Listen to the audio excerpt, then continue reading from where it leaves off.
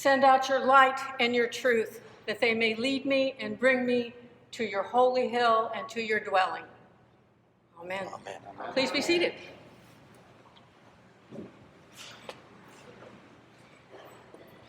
As you can tell, I'm trying something a little different today, so bear with me if I kind of stumble a little bit. This is new. A long time ago, I used to preach from an iPad, and then it cratered, so I just finally got myself a new iPad, so I'm giving it a shot again. Okay?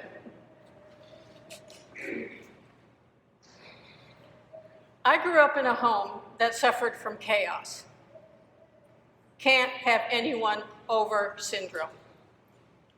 The mere thought of guests coming over for dinner would send my mother into a frenzy of cleaning and cooking. The house was never clean enough. There was never enough dishes to prepare. What if they didn't like this one? I need to have a backup. She would exhaust herself and me when I got old enough to help in preparing the house for company. It did not matter the number of guests, 1, 2, 10, only that someone was coming over to her home and everything must be perfect. That was the weight of expectation my mother felt. Part of that weight came from what society said a good hostess should be, and the other part, the larger part, was my mother's own high expectations of herself. Talk about creating anxiety and worry. There was a ton whenever we had company. So I really get Martha in today's gospel. I see my mother in Martha. And if I'm being honest, I see myself in Martha. The apple does not fall far from the tree. I too suffer from chaos. So imagine yourself in Martha's shoes. She finds herself hostess to Jesus, his disciples, and to all his followers. Remember the 70 that were sent out and then came back filled with joy? I bet they were with him. And I also wonder if Bethany, home of Martha and Mary, was on the list of places that they visited. So if that was the case, then I'm confident that Martha's anxiety and worry started a lot earlier than the day of Jesus' arrival. Mary's help was no doubt enlisted with the preparations, and Mary may have had her own anxiety and worry about Jesus coming and all his friends. But I want to pause for just a minute before we go any further and before we delve further into our story. It is a familiar one, and it only appears in Luke's gospel. And you know what? It is a story that has caused a lot of anxiety and worry among women. They feel like they have to pick a camp. I'm a Martha or I'm a Mary. And it's also one of the few stories that in the Bible that feature women. And so it's often been interpreted that it only applies to women. So let me point out a couple things that what this story is not. It is not a story of competition between two sisters, okay? You have one sister who wins and another sister who loses. And I know we all love a good competition where someone wins the trophy, gets the victory, but that's really not the case here. It's not a win-lose situation. It's a win-win. This is not a story where we're being told that we all need to be like Mary. Hospitality, as we learned last week from the parable of the Good Samaritan, is just as important.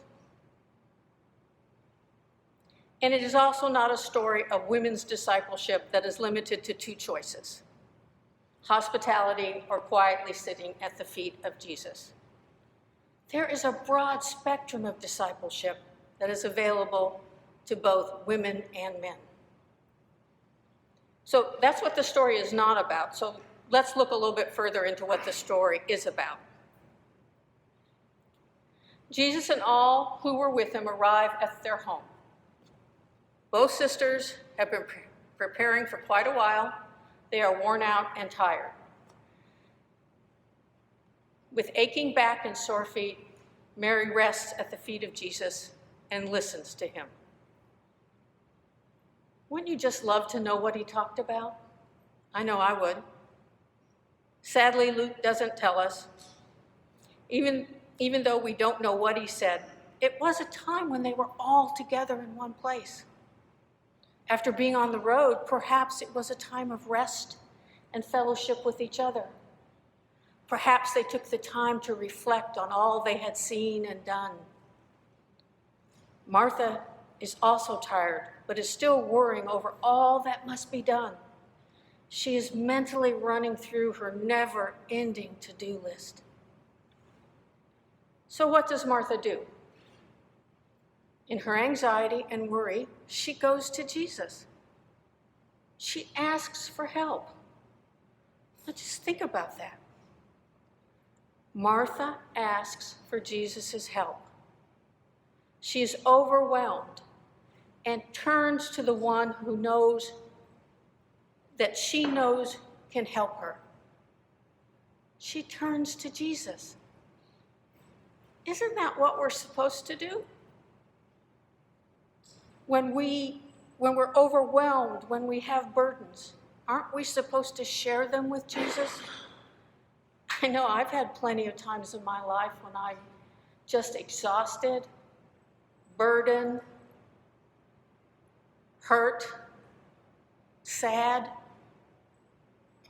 So often I stew in my own worries and anxieties, and I let it distract me from what is important. It is only when I turn to Jesus, share all those worries and all those anxieties, and ask for help, do I get release and I get some peace. And I have to confess, sometimes yelling is involved, sometimes crying, shaking my fist. How could you let this happen to me? But you know what? Jesus can handle it. He can handle it all. What does Jesus do? He answers Martha. He sees that she is worried, distracted, and overwhelmed by the enormity of the task she has set for herself. He knows that providing hospitality to possibly a very large group of people is overwhelming and hard work. Jesus calls her by name and acknowledges her. Jesus knows Martha and who she is. Martha has been seen and heard. And isn't that something we all desire? To be seen and to be heard? To know that our efforts are not going unnoticed? Jesus knows us and calls us by name. He knows our struggles, our anxieties, and our worries. Jesus then invites Martha to a better part, a different path. He invites her to a path away from worry and anxiety. It is the only path that will bring rest and peace. It is a path that once on cannot be taken away. To get on the path, you need only listen to Jesus. What does Mary do? Luke doesn't tell us, does he? But Martha and Mary are sisters, and they love each other, and they support each other. I expect that Mary reached out her hand to Martha, told her all would be well, and invited her to rest with her and to listen to Jesus. That is what we do for each other. Offer a hand of invitation to rest and to listen. What the story of Martha and Mary ultimately tells us is that we are given a choice on how we want to move through each day. We can be worried, anxious, and distracted. We can only hear the loud voices of our own and others' expectations of what we should do and how we should be. We can carry our burdens alone and let them weigh us down. Or we can listen to the soft voice of Jesus that reminds us to rest in the certainty that he is with us always, that he shares our burdens, and that we can complete our many tasks each day without worry, without distraction, and without anxiety. Amen.